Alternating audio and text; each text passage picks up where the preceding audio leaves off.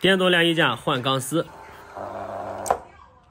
电钻一响，黄金万两。大家好，我是安主工小米，在这个小区呢等业主，业主已经来了，我们上去看一看。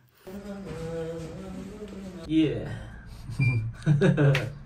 给电动晾衣架换钢丝，今年这活还没干过，今天给大家拍个视频。看到了吗？电动晾衣架在这儿玩杂技呢，下面还搭两个凳子。哎呀，嘴短了，这不是？搭两个凳子呢，是因为这个钢丝呢磨断了。客户呢重新买了钢丝，我们过来今天给他换一下。其实换钢丝可麻烦了，比重新装一个晾衣架都麻烦。这活儿可不是所有师傅都愿意干呀。首先我们要确认了问题，然后要把这个晾衣架呢大卸八块，该拆的全部都拆掉。看这个钢丝断的位置，好像是磨断或者拉断。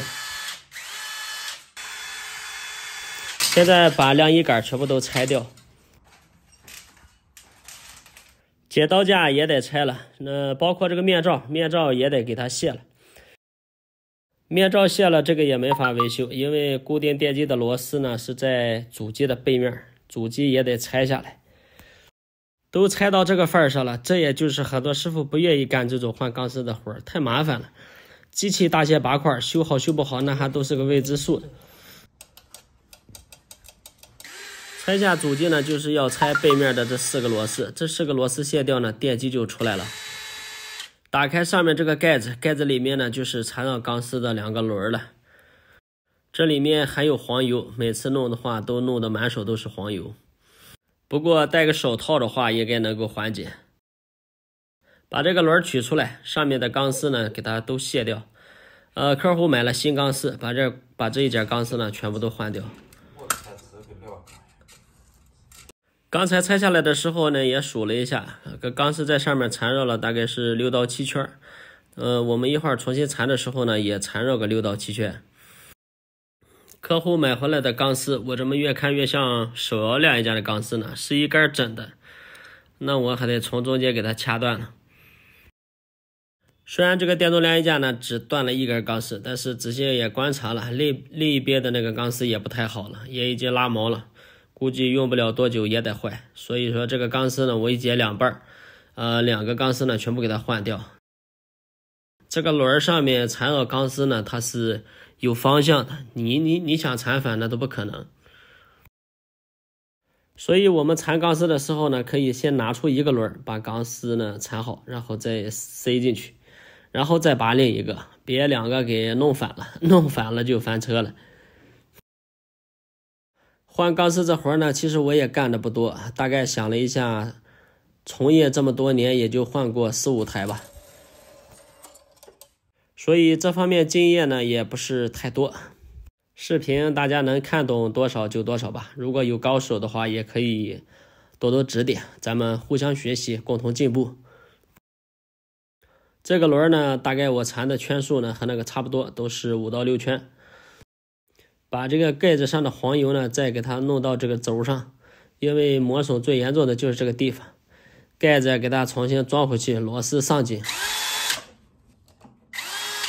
轴上缠绕钢丝，这个就算结束了。现在我们把2根钢丝呢全部都穿过这个导向轮，钢丝呢现在还是特别长的，一会儿我们肯定是要截掉一部分。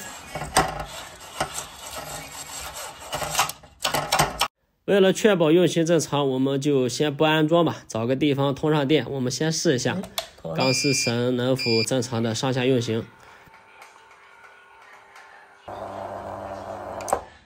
电子支开关就停了。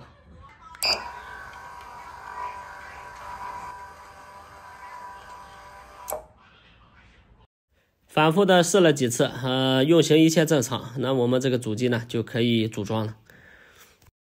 安装之前的试机呢，其实是很有必要的，不然装上去翻车那就尴尬了。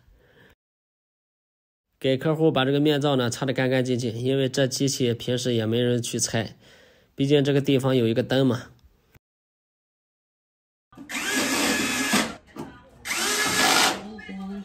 抱起这个主机才发现，那几年的晾衣架那个顶个，那特别重。现在的晾衣架轻的一把毛，能用塑料的绝对不用铁的。这说明了什么问题？难道是行业太卷了吗？生产晾衣机的厂家太多了，为了降低价格，只能降低生产成本。估计这样发展下去以后，我们真有机会能买到300块钱的电动晾衣架了。重新确定位置呢，我们可以先固定一个，然后把晾衣架降下来。降下来之后呢，我们要用尺子量一下两边剪刀架的高度，最好要控制成一样的高度，这样收出来就比较平衡。